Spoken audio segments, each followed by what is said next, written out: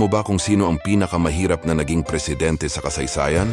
Si Jose Mujica, na kilala rin bilang Pepe Mujica, ay isang kilalang politiko sa Uruguay. Ipinanganak noong Mayo 20, 1935. Naging tanyag siya sa buong mundo hindi lamang dahil sa kanyang mga patakaran, kundi dahil din sa kanyang simpleng pamumuhay at mga pananaw sa buhay. Si Mujica ay nagsilbing Pangulo ng Uruguay mula 2010 hanggang 2015. Bilang Pangulo, nagpakita siya ng kakaibang estilo ng pamumuno na tinutukan ng pagkakapantay-pantay, katarungan sa lipunan, at ang kapakanan ng mahihirap. Mas pinili ni Pepe Mujica na tumira sa maliit na bahay sa bukid kasama ang kanya asawa. At ang kaniyang presidential car ay isang vintage Volkswagen Beetle na ang halaga ay 90,000 pesos lamang. At ang 10% lamang ng kanyang sweldo ang kanyang kinukuha. At ang 90% dito ay binibigay niya sa mga mahihirap. Ibig sabihin,